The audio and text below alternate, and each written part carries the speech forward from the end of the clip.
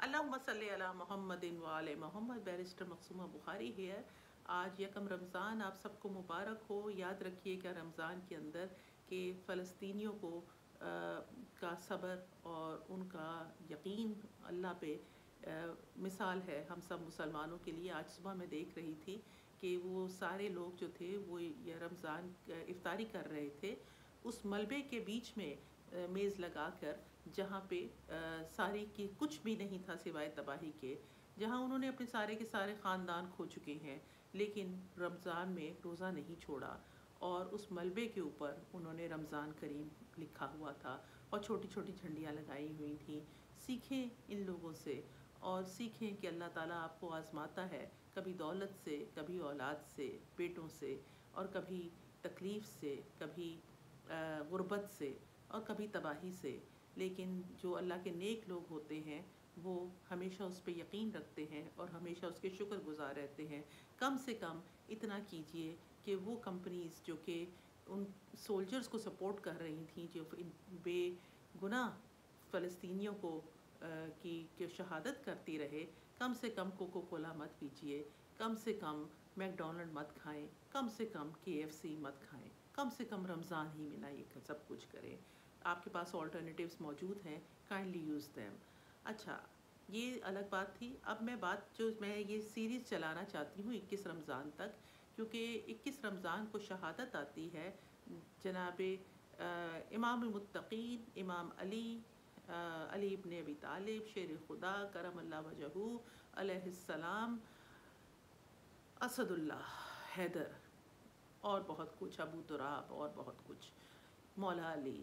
یہ وہ شخصیت ہیں جن کا نام سب نے سنا ہے اور سب ان کی رسپیکٹ بھی کرتے ہیں، سب ان کو جانتے بھی ہیں. بعض لوگ کم سے کم اتنا تو جانتے ہیں کہ وہ ایک چوتھے خلیفہ تھے، اتنا تو جانتے ہیں کہ وہ رسول اللہ کے داماد تھے. ان کی شجاعت، ان کی دانش مندی پوری دنیا میں، پوری تاریخ میں ہمیشہ رہی ہے. خلیفہ دوئم جو ہے ان کا قول ہے کہ اگر علی نہ ہوتا تو عمر مر جاتا. تو وہ کون تھے؟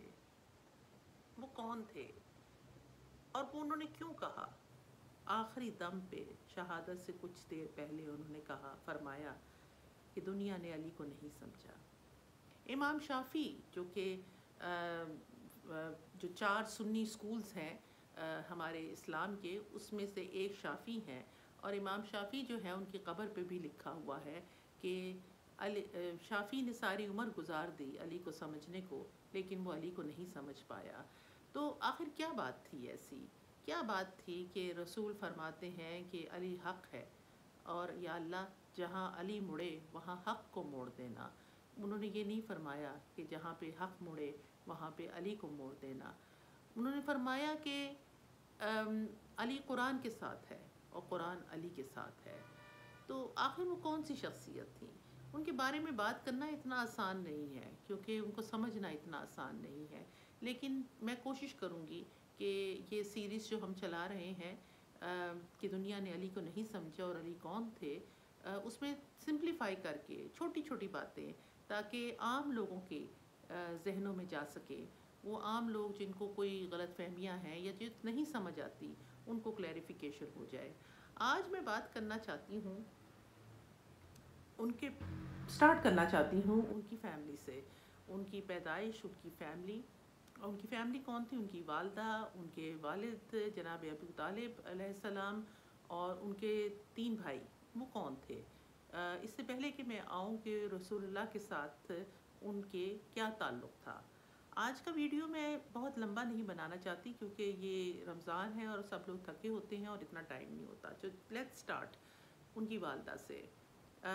والدہ کا ان کا نام تھا جناب فاطمہ بنت اسد. جناب فاطمہ بنت اسد، فاطمہ جو ہے وہ نام ہے جو کہ پھر رسول نے اپنی بیٹی کا نام بھی رکھا.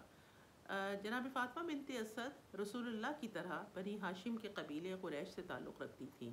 بنی ہاشم کا قبیلہ وہ تھا جو کہ قریشی کا ایک قبیلہ تھا، لیکن ان کا ایک سب قبیلہ تھا. یہ وہ قبیلہ تھا جو کہ ان لائک دوسرے قریش کے قبیلوں میں دین ابراہیمی پہ یقین رکھتا تھا، یعنی ایک اللہ پہ یقین رکھتا تھا.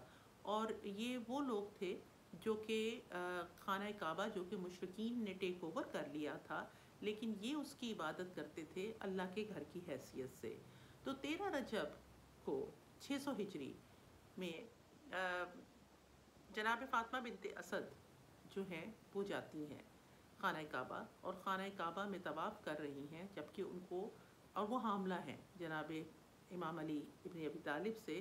ان سے پہلے ان کے 3 بیٹے اور 2 بیٹیاں ہو چکی ہوئی ہیں، اور ان کو شدید درد شروع ہوتا ہے، اور وہ سو دعا کرتی ہیں اللہ سے کہ یا اللہ میرا پردہ رکھ لے، میں اس صورتحال میں یہاں پہ کیسے بچے کو پیدا کروں گی۔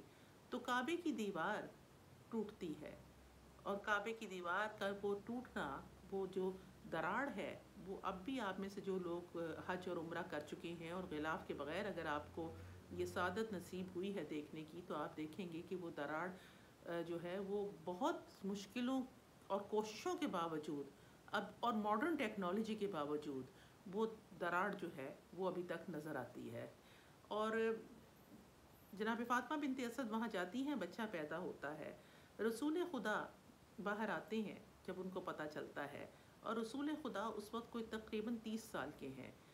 جب ماں اور بچہ باہر آتے ہیں تو بچے کی آنکھیں ابھی تک بند ہیں، اور سب سے پہلا انسان اس کی بچے کی ماں کے بعد جو شخص ان کو گود میں لیتا ہے تو وہ ہے جو کہ ہمارے حضور ہیں۔ بچہ پہلی جب آنکھیں کھولتا ہے تو وہ حضور کو دیکھتا ہے۔ رسول خدا اپنا لعاب دہن جو ہے، اپنی زبان جو ہے وہ بچے کے منہ میں چساتے ہیں، اور اس کا نام علی رکھتے ہیں۔ ان کی والدہ نے اس کا نام شروع سے بچے کا نام حیدر رکھا تھا۔ حیدر کا مطلب ہوتا ہے شیر، تو یہ حیدر کرار، یہ جو ان کا ٹائٹل پھر بنتا ہے، اور پھر کیسا کرم ہے اللہ کا کہ ان کو پھر شیر خدا بھی کہا جاتا ہے۔ اچھا، جناب فاطمہ بنت اسد کے بارے میں تھوڑی سی مجھے اور بات بتانی چاہیے حضور کے حوالے سے۔ جب جناب عبد المطلب کا انتقال ہونے لگا تو وہ جو ڈیتھ بیڈ پہ تھے، تو انہوں نے اپنے یتیم پوتے یعنی ہمارے پیارے نبی کو اپنے پاس بلایا، اور ان کے سارے بیٹے وہاں پہ کھڑے ہوئے تھے، اور انہوں نے کہا کہ میں اس دنیا سے جا رہا ہوں، تم مجھے بتاؤ کہ تم ان میں سے اپنے چچا اور تاؤ میں سے کس کے پاس رہنا پسند کرو گے میرے بعد۔ تو حضور نے جناب ابو طالب کی طرف اشارہ کیا، یعنی جناب ابو طالب جو تھے وہ رسول اللہ کی اپنی چوائس تھی۔ تو 6 سال کے تھے حضور جب وہ گھر میں آئے جناب ابو طالب کے، ان کے والدین دونوں کا انتقال ہو چکا ہوا تھا، اور جناب فاطمہ بنت اسد جو تھیں انہوں نے ان کو ایسے پالا کہ حضور بڑے بعد میں بتاتے ہیں کہ وہ اپنے بچوں کو بھوکا رکھتی تھیں لیکن مجھے کھانا کھلاتی تھیں۔ اور جناب ہمارے رسول کو اتنی محبت تھی فاطمہ بنت اسد سے کہ وہ جب ان کا انتقال ہوتا ہے تو وہ ہمیشہ ان کو اپنی ماں کہتے تھے، اور جب ان کا انتقال ہوا، جب ان کو، تو وہ جب پتہ چلا کہ ان کا انتقال ہوا ہے تو وہ بھاگے ہوئے وہاں پہنچے، دوڑے ہوئے وہاں پہنچے، اور پھر انہوں نے قبر کشائی خود کی، اور پھر اس پہ اپنی چادر بچھائی، پھر اس میں جا کے لیٹے اور ان کے لیے روئے اور دعا کی کہ یا اللہ یہ میری ماں ہے، اس نے مجھے پالا ہے، اس نے مجھے کھانا کھلایا جبکہ اس کے اپنے بچے بھوکے تھے۔ تو ان کی محبت کا اظہار یہیں سے ہوتا ہے کہ ان کی بیٹی کا اپنا نام جو ہے وہ فاطمہ رکھا گیا۔ تو یہ تھی فاطمہ بنت اسد۔ فاطمہ بنت اسد وہ خاتون بھی تھیں جو کہ اسلام قبول کرنے میں دوسری خاتون تھیں۔ سب سے پہلی خاتون جناب خدیجہ تھیں، اور اس کے بعد جناب فاطمہ بنت اسد۔ تو یہ تھیں ان کی والدہ اور یہ تھی ان کی پیدائش۔ میں اس ویڈیو کو بہت لمبا نہیں کرنا چاہتی، آج کے لیے اتنا ہی ٹھیک ہے۔ میں کل بات کروں گی جناب ابو طالب کی، اور جناب ابو طالب کے لیے مجھے میرا دل روتا ہے کیونکہ یہ وہ شخصیت ہے جس نے ہمارے رسول کو ہمیشہ پروٹیکٹ کیا، ہمیشہ ان کے لیے کھڑے ہوئے۔ وہ کون تھے اور ان کے بارے میں کوئی فردر معلومات میں اگر میں آپ سے شیئر کر سکتی ہوں تو میرے لیے یہ جزائے خیر ہوگی، اور میرے والدین کے لیے یہ ایک صدقہ جاریہ ہوگا۔ اگر کسی ایک شخص بھی اس کو سن لے تو مجھے میرے خیال میں کہ مجھے اس کا اجر مل جائے گا۔ تو کل ہم بات کریں گے جناب ابو طالب کی، اور آج کے دن میں جناب فاطمہ بنت اسد اور مولا علی کی پیدائش مولود کعبہ 13 رجب 600 ہجری۔ اور آج کے لیے اتنا ہی، آپ دیکھتے رہیے کل انشاءاللہ جناب ابو طالب۔ ٹیک کیئر، خدا حافظ۔